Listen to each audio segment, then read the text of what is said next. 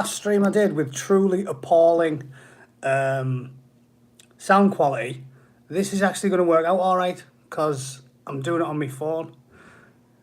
And unlike my father, I haven't got a 1988 plastic brick of a phone. So I'm hoping the audio's all right and I can do this and make a passable job of it, unlike yesterday. All right? And I had to make a video because I don't even know where the fucking camera is. Can I do this? Let me first of all see if I can spot the chat. All right, there's Jeff, right? Is it better off that way up? Oh, that way up when you're on YouTube. Oh no, orientation is locked. Rotate device back. There we go. Right, it's going to have to do. Actually, I can pull this back a bit. It's a bit shit in it with all that light in the background. How's that? It's meant to be a posh hotel. It looks like there's cockroaches on the fucking on the neck curtains. Right, I'm going to do this as best I can. So the issue is, in fact, yeah, this is just a shit place to do it, innit? Let me just pull the curtain a little bit.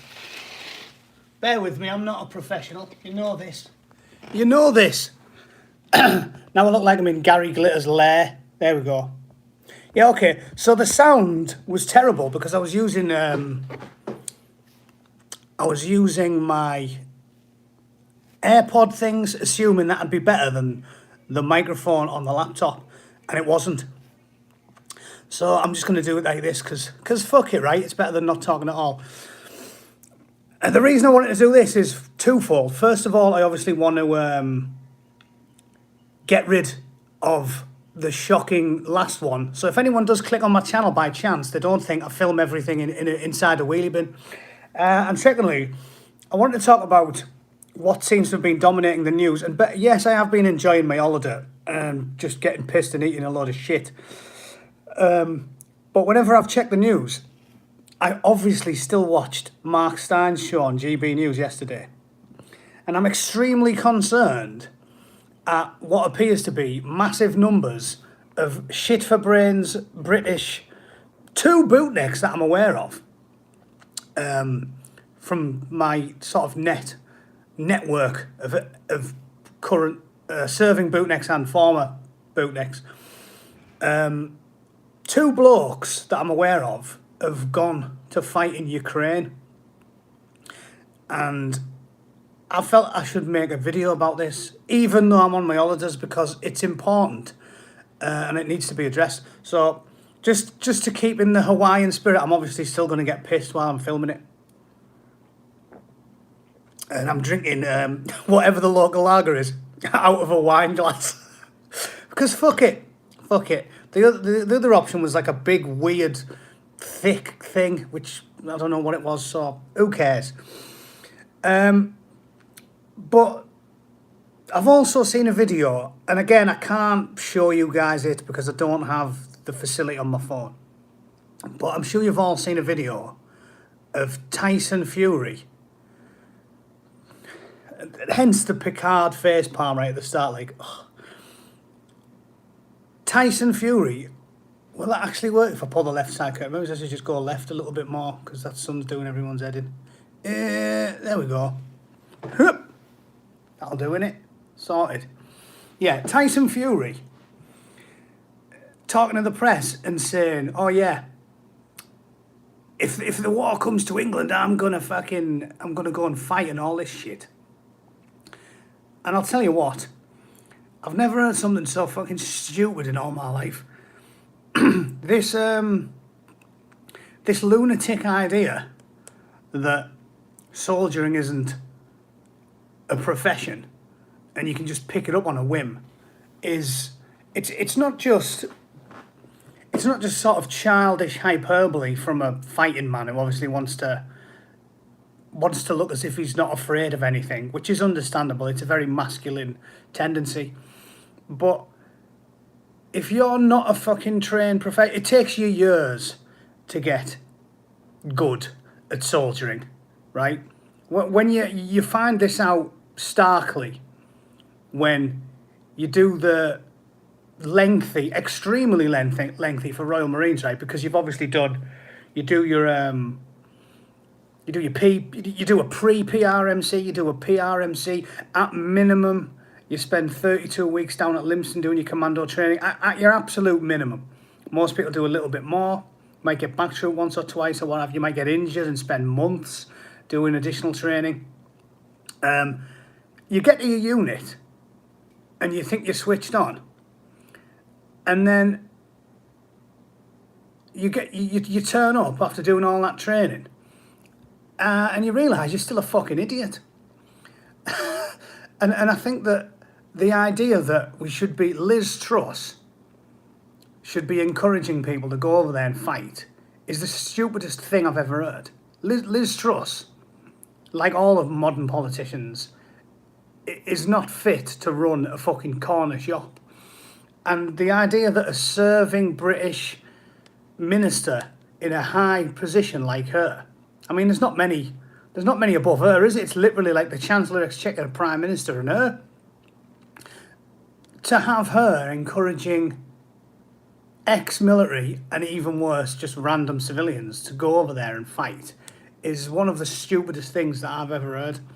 So I want to implore anybody, especially ex-military, because I feel as if they'll be the ones that are more prone to making rash decisions when it comes to getting a boner and going, yeah, I'm back in the action, boys, and squeezing your fat asses into your fatigues that no longer fit you. I think it's absolute lunacy. So I have no idea why. The other thing I would point out is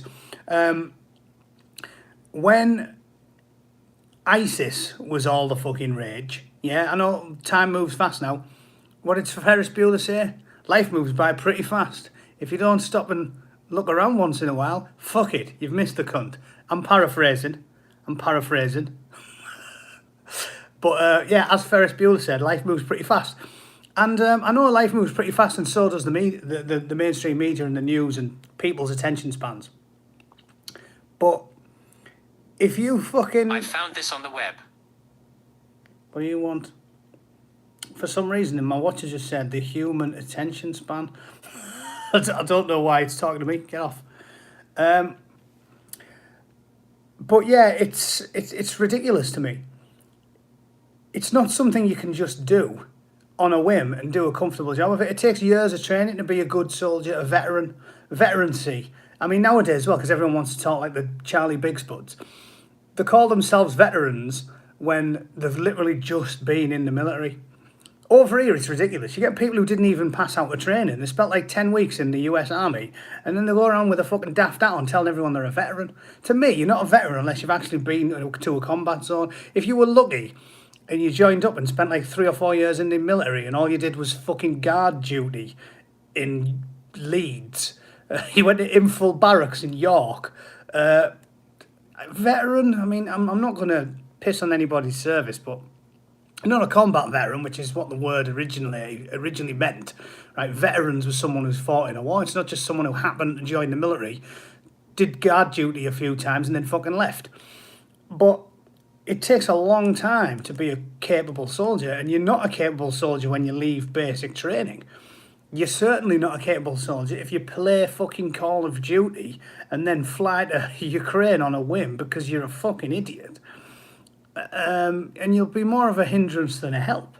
I mean, same with things like the rubber daggers, which is Royal Marines reservists. When we were in Iraq, whenever you got BCRs, which is a battlefield casualty replacement, sometimes you'd get a rubber dagger, a reservist who's volunteered.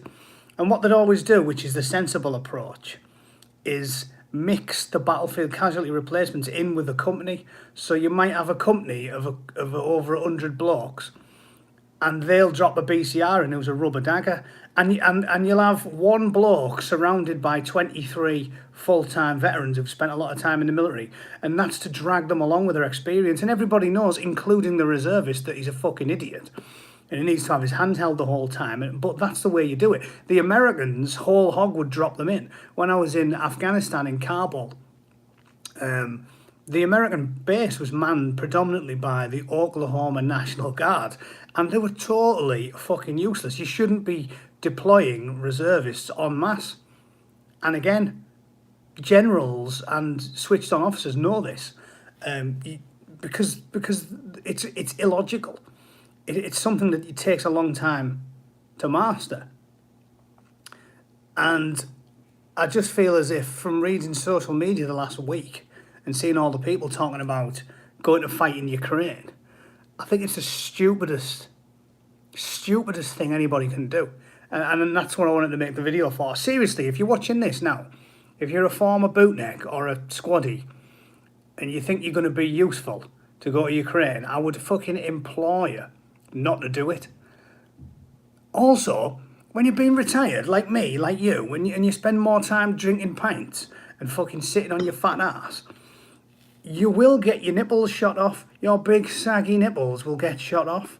Because if you're there with 19-year-old lads who are full-time soldiers, who's going to be the slowest target?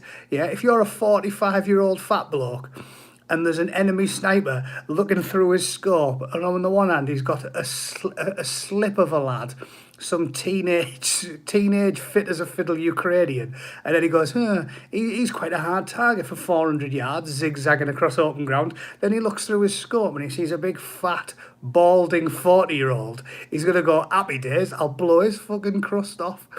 So seriously, you're a lunatic if you're thinking of deploying to. If I was a Russian sniper, I'd be loving it. I'd be like, oh yeah, you're not going to take you're not going to shoot a scrawny, a slip of a lad who's hard targeted across the open ground, are you? You're going to shoot a fat bloke. Fat bloke with fucking more chins than the Chinese phone book. His fucking head weighs about 6 stone. You know, when you get to middle age, like me, I'm getting there. You even your head's fatter. So what do you think your ass looks like? What do you want about Bootneck? I'm telling you, Luke, if don't go to Afghanistan, don't go to Ukraine. That's what I'm on about. It's a bad idea. War is a young man's game. I realised that when I was in my last tour, because my last tour I was I think I was 29. And I was slower compared to when I was 19. I did feel old. On my last tour of duty, I was probably one of the older guys there. Like, you go on your first few. Yes, you should fucking stay. You lunatic. Definitely, you leave soldiering to the professionals. If you're a serving bootneck and you get deployed somewhere, then you go and you do your duty. I'm not all down with British troops on the ground. I'm not comfortable with the war in Ukraine in general. 42 years on this earth have made me deeply sceptical and cynical. And I don't believe it would be a sensible decision for us to send soldiers to Ukraine. I'm turning back now. You're just on your way down to the tunnel, like phone on the dashboard while you're driving your tranny van full of fucking ammunition and MREs down to Ukraine. No, it's a terrible idea. I'm also deeply cynical of the reasons for it. I've talked about it at length before, and I don't want to retread old ground.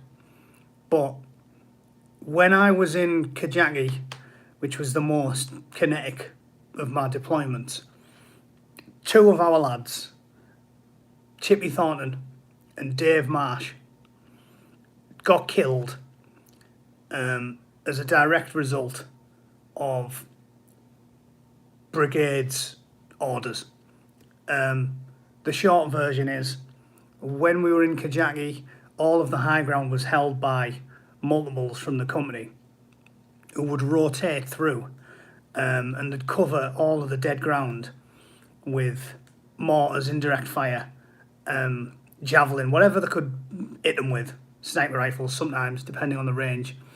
And they'd watch the ground using NVGs, and in the middle of the night, when the Taliban, or whoever they were, foreign fighters sometimes, were digging in mines and IEDs, the lads on the peaks had permission to kill them. This was going on long before I arrived in Kajangi. And again, you can fact check all of this if you go on Google. Dave Marsh and Lieutenant John Thornton died in Helmand. I'm sure if you Google it, you'll get, I think it was 2007 or 2008, but again, my memory's not what it was, I'm getting old. But those men died as a direct result of the higher-ups suddenly outlawing killing the enemy. And I was in the ops room, because I was the Concord at the time. That's continuation NCO. They send an intelligence guy to go out early, do a handover with the Royal Anglican Regiment, was the regiment that preceded us. And when we were out there, we owned the ground. Whenever there was mines or IEDs being dug in by the enemy, they'd get smashed in short order by whoever it was manning the peaks. And then, yes, Sean, exactly, outlawing killing the enemy. Well, I'll tell you this story, I swear, and God is my witness, every word of it's true. You can fact check it using Google. Just Google the date of those. Dave Marsh, I don't know when he died exactly. Basically, we owned the ground. There was minimal resistance from the enemy. There was very few mine strikes, very few indirect fire attacks, and we were sitting relatively comfortably. And then it came down from brigade that killing the enemy in the night hours was not acceptable, because we couldn't guarantee that there wasn't going to be a mistake and you'd kill a civilian. So I heard the officer commanding the company at the time, he was called Major Duncan Manning, and I heard the bloke arguing the toss. And he said, what do you mean we can't kill the enemy? They're not digging for fucking carrots. That was the word I remember hearing the sentence. They're not digging for carrots. Right? And then we were reduced to firing the occasional warning shot. And this is... The local town's been completely abandoned because of all the fighting. There was nobody living in Kajangi. Apparently there was one woman, the Blue Ninja, who for some reason stayed there. I'm assuming she was a widow. But there was no civilians there at all. They'd all long since fled the fighting. And then blokes were going into the waddies and digging in mines at 2 o'clock in the morning. And the brigade commander said, you're not allowed to kill these people. And the officer commanding said, they're not digging for fucking carrots, are they? Long story short, mines and IEDs suddenly went from being a rarity to a fucking common occurrence. And 7 or 8 weeks after that conversation took place and the lads on the peaks were told they could no longer fucking rain death upon the enemy, those 2 lads died. And it didn't need to happen. And when I left the Corps, I was extremely angry and bitter and twisted. And I think I lived with that for many years. It took me a long time to get over it and get back into loving being a bootneck and remembering the camaraderie and all the good things. But that one instance really made me bitter and twisted and cynical. And it was the right decision to leave when I left, because it was only a couple of years later that Sergeant Alexander Blackman was tried for murder. When every man and his dog knew that a commando deployed to a war zone, losing his temper and unprofessionally finishing off a critically injured Taliban fighter, the absolute worst that was ever going to be was manslaughter with diminished responsibility. You don't have to be a legal professional to see this. When I originally heard on the BBC that they'd arrested Marine Air for killing an Afghan, I assumed he'd killed a civilian. And when the cold light of day shone upon the case and it was heard that Sergeant Blackman was in one of the diciest places in Afghanistan, he'd lost numerous men in his company to the enemy, and they engaged the Marines first. The Marines responded in kind, and then he finished off a critically wounded Taliban killer. I think everybody was justifiably outraged, but the brass insisted on trying him for murder. For murder, when every single person knew it. Even you have crimes of passion, right? If you come home from work and you walk in and the postman's shafting your missus and you lose your temper and cave his fucking head in with a shovel, you don't get done for first degree murder because you didn't plan it. You'd end up with a plea. Call it something like manslaughter on the grounds of diminished responsibility, and then you'd end up getting about 8 years for it or something, because there's real life's complicated and you have to take into account other factors. And Sergeant Alexander Blackman, due to the machinations of these upper crust twits and self-serving fucking scumbags, like I've told you all plenty of times, once you get past the rank of major in the military, you're a politician. And these politicians pushed for Alexander Blackman to be treated worse than fucking Gary Glitter. The man was fucking vilified and hauled across the coals and imprisoned as a murderer to set an example when any right-thinking person knew that that wasn't a fucking murder. I'm not justifying it. I'm a professional. The Royal Marines are professional. You treat prisoners with respect. We did it many a times in Afghanistan and Iraq. I've never once seen anybody mistreat a prisoner, but I understand why Alexander Blackman did what he did. But at worst, that is manslaughter. It should have been pushed across that way to the media and the press, and he shouldn't have never been tried for murder. That was the machinations of the scumbag politicians, fuckers like Johnny Mercer and fucking Tobias Elwood and all these high-ranking twats in the Navy on the First Sea Lord and all of these fucking cunts, self-serving shitbags that they are. Shit all over Alexander Blackman, and the shit all over me, and the shit all over every single one of us that ever deployed to a war zone and was told, oh, you can't kill the enemy, you might hurt somebody's feelings. Oh, you can't kill the enemy, Owen Jones might have a bad dream about it. Suck my fucking stump, is all I've got to say to that. So to whoever the silly cunts in the chat who think it's a good idea to go and fight in Ukraine, have a word with yourselves. Question the narrative. Question what you're being told. I'm not defending Putin. Putin's obviously a cunt. Because, again, we're living in a crazy time where nobody believes in degrees anymore. You're either pro-vax or anti-vax. This is why you've had people who've had the vaccine. I've only just figured out which fucking end the cameras are. This is why you've got people who've had the vaccine, who've been jabbed 2 or 3 times, getting called anti-vaxxer because the world's gone mad. And there is no middle ground anymore. You're either with us or you're against us. Fucking lunacy. Yes, Tobias Elwood is in the 77th Brigade. A trained brainwasher. So, the world's gone mad. Putin is a cunt. Again, the fact that I even have to preface this is ludicrous, but it shows the times we're living in. I'm not pro-Russia or pro-Putin. I'm a working class British patriot. I just happen to be a fucking veteran. And I love my country because of the people that live in it, not the fucking scum that run it. And not Tobias Elwood and Johnny Mercer and the rest of the shitbags that lead everybody along like a bull with a big brass ring through its nose. Question the narrative. So yeah, I'm not pro-Putin. You have to preface it because the world's gone mad. Just the same as I'm not an anti-vaxxer, and I've had a fucking vax, but I've still got the bastard say so because I dare disagree with things like mandates and ridiculous, unconstitutional seizing of money and property if you want to express your opinions and decide whether or not your own children are subject to your whims or the state.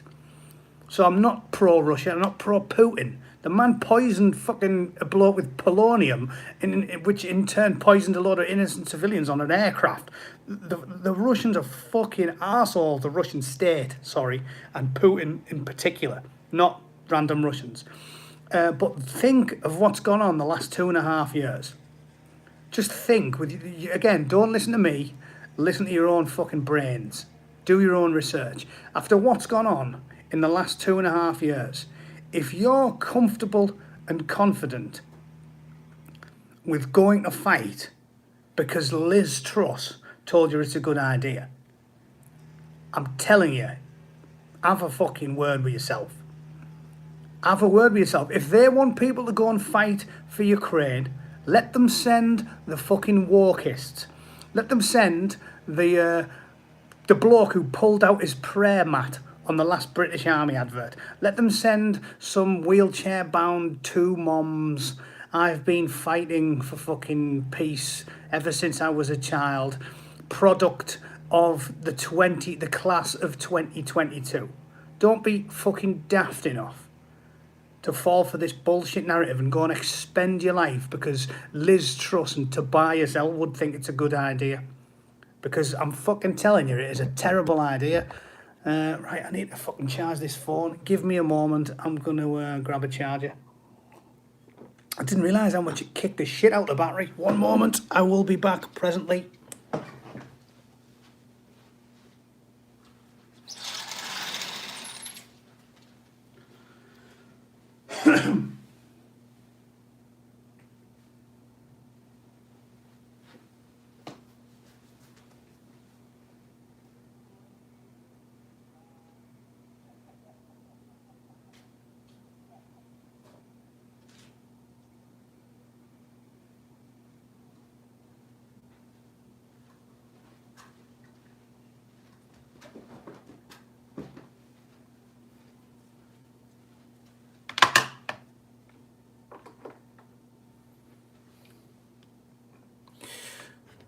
Right, hopefully this will plug straight in.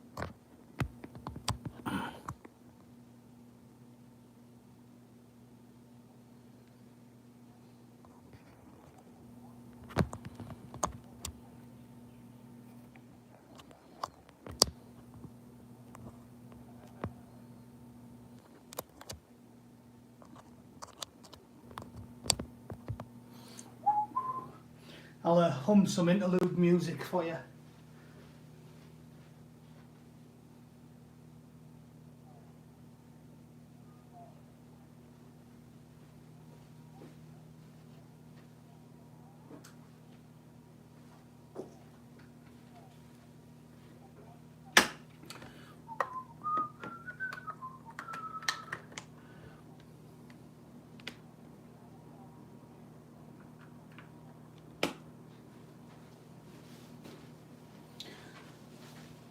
Oh, there we go. Right. So, that was what I wanted to talk about. How to stop war, send a PC walk and the elite people. Yeah, fucking nice one. Send them. See how they fancy it. Commissar Angry Boot could sort out a good fighting force. Yeah, the commissar. Well, you need discipline in a fighting force. But yeah, it really does fucking disturb me how after the last couple of years, all that's gone on, the general public is so easily led. Like I said yesterday, the majority of my friends and family appear to be, I don't like using the word sheep, but I can't think of a better one. It's been, oh yeah, I trapped my finger at work if anyone wants to know, and yeah, it's a bit fucked. I'll put a splint on it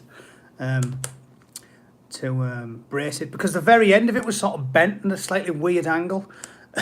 And apparently it's called mallet finger. It's quite common with if you try to catch a baseball and it twats the end of your finger. Yeah, it fucking bends it in a weird angle, so I'll put a splint on it. Anyway, a minor ailment. People are fucking stupid. And like I showed you that meme yesterday, how they've just gone from COVID uniformity to Ukraine uniformity, and I think it's harmful and depressing to see so many veterans signing up. Like, seriously, just think about it. Think about what's gone on the last few years and just do your own research. Don't let them point you. And I mean, fucking hell. Like I said, I'm not advocating not doing your duty if you're a soldier, because I'm a big believer in that. If you're a serving soldier, you should do whatever's required. I'm a big believer in, once you take the Queen's shilling and you sign on the dotted line, you do your duty. So if you get called up to deploy by the fucking wankers that run the UK, you do your duty. I'm not advocating going AWOL if you're a serving soldier. But fuck me. Think about what's gone on in the last two... Has the last 2.5 years made you confident that you should listen to what Liz Truss says and take her at her word? I mean, seriously, just ask yourself that. Do you think after the last... Do you think, knowing what we know about Tobias Ellwood, do you think Tobias Ellwood's got your best interests at heart? I mean, to be fair, I probably shouldn't criticise him too much, because ultimately when you're a politician, your job should be to have the state's best interests at heart. But the reason I get so angry about that is because they don't, do they? They're political activists, and they've been conditioned. Like I've always talked about, if you're the CEO of Burger King, you should only be interested in what's good for Burger King. But we're living in an era where Boris Johnson and Joe Biden, they worry about fighting age men from the third world more than they worry about their own people. And the duty of any politician or prime minister or president should always be to their people first. So you can't listen or trust anything any of these people say anymore. Up is down and left is right to these people. And basically, if the last 2.5 years hasn't taught you anything, it should have taught you that if Liz Truss tells you to go left, you should fucking go right. If Tobias Ellwood tells you it's a good idea, it's probably not a good idea. And if you're not even getting paid because you're not a professional soldier anymore, and you think it's a good idea to go to fucking Ukraine on a whim when you're not even being paid for it and it's not your job, you're a fucking lunatic. I don't know what else to tell you. Again, to the whoever the lefty twat in the comments is, yeah, you just keep repeating things that I'm not saying, and everything you type's right there in black and white for the world to read. And this video is going to stay on YouTube for the world to watch, so you're just making yourself look like a twat. I'm not saying just listen to me. I'm saying think about it for yourself. Just look at the last 2.5 years' events and ask yourself if you trust Tobias fucking Ellwood to have your best interests at heart. That's all I'm saying. Like I said, I'm even pro-war in some respects, in that I'm a believer that if you take the Queen's shilling and you sign on the dotted line, you should do your duty. But everybody else,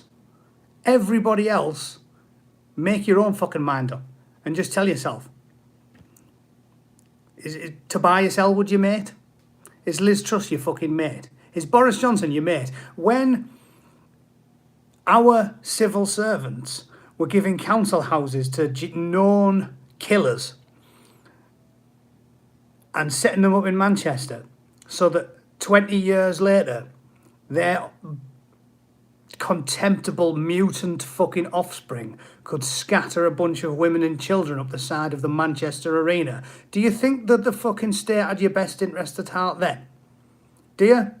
When Safi got fucking scattered across the side of a building, do you think Tobias Ellwood and Liz Truss and the fucking lunatics that run the DHSS and whoever it is who does the interviews with people seeking asylum and then says, oh, you know what? That's a fucking good idea. That's a good idea. Both of you, man and wife, wanted by Colonel Gaddafi because you're fucking known jihadists. Oh yeah, we should definitely give you to a council house. That's a fucking good idea. If you think those people have got your interests at heart, you crack on and go to fucking Ukraine. But I reserve the right to call you a raving fucking lunatic. Terry Fuckwit has the right to call you a raving fucking lunatic. Terry Fuckwit should be there, boss eyes as he is, thinking fucking no, he's a thick twat. Because just look at the evidence with your own eyes. Again, you don't listen to me. Don't listen to any individual. Just fucking go back and read the last 2 years of the news and ask yourself if all the things that they've done, now is the truth starting to come out. If you think that it's a good idea to do as you're told, to do what Tobias thinks is a good idea. And I would posit that it definitely isn't. Oh yeah, that which reminds me, I'll talk briefly about it before I leave.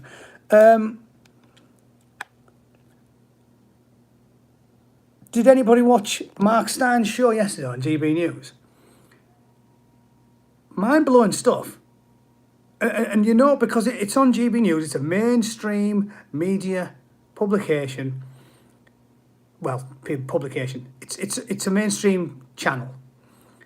He started talking about these documents that have been released in a rare move. The powers that be, in a rare move of common sense from an American judge, they've actually said, "Okay, we're going to demand that Pfizer release all of the documents from the testing before they release the jabs," and it's not looking fucking good. They fought tooth and nail so that the judge would not allow them to release all these documents, which should tell you something straight away, right? Think about it. Again, use your own brain. If they fought tooth and nail and spent their own money and lots of expensive lawyers so that they wouldn't release the documents, and they were forced to, that already tells you something. Before we even see the documents, the fact that they fought tooth and nail to not release the documents tells you that there's probably going to be something alarming in there.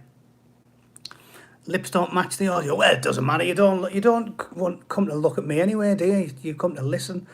I mean, I'm not unpleasant on the eye, right? I'm pretty, but you don't come to sit. There's not much to look at, other than this Ponzi wine glass and the curtains. But yeah, so that again, that's just more evidence of what I'm talking about. It's the last 2 years has proved that everything the media says is coloured with their own political outlook. Most of the people that do all the talking are political ideologues, and you can't trust the official narrative, certainly not from the government. And again, it's mad. I've never been a conspiracy theorist, never. And now I'm starting to sound like one.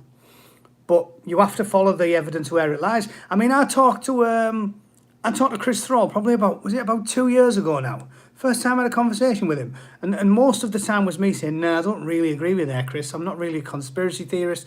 But the last 2 years has made me eat my fucking hat.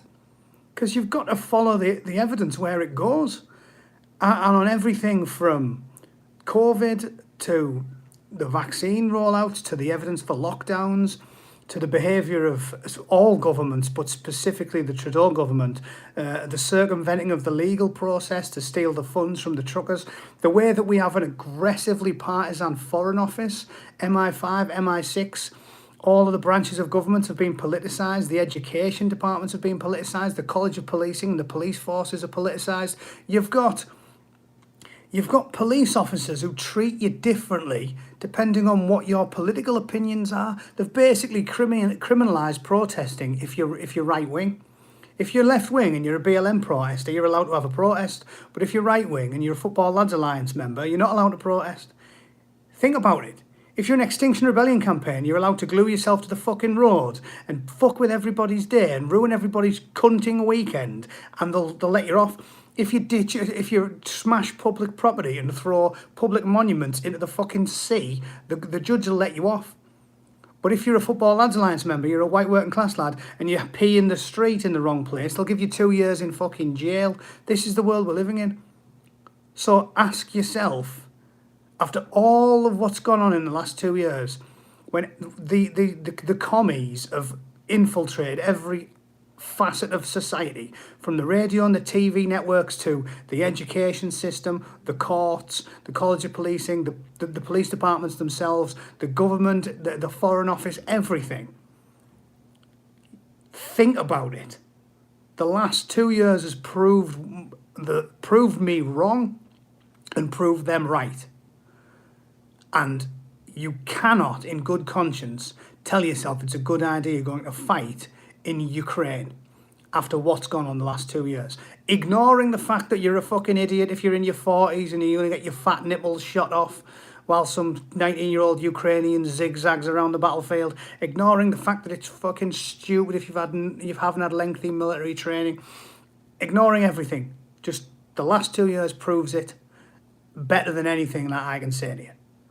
And I think that's a good time to leave it, because I just wanted to bring this up because it's fucking important, and I don't want to stay silent for a week and then another 20 of you fucking dickheads have deployed yourself to Ukraine. Don't do it. It is folly. You will, if you're a fat civvy, you'll be a hindrance rather than a help, and you are doing as you're told to people that fundamentally detest the working class of the British Isles and the United States. So don't do it.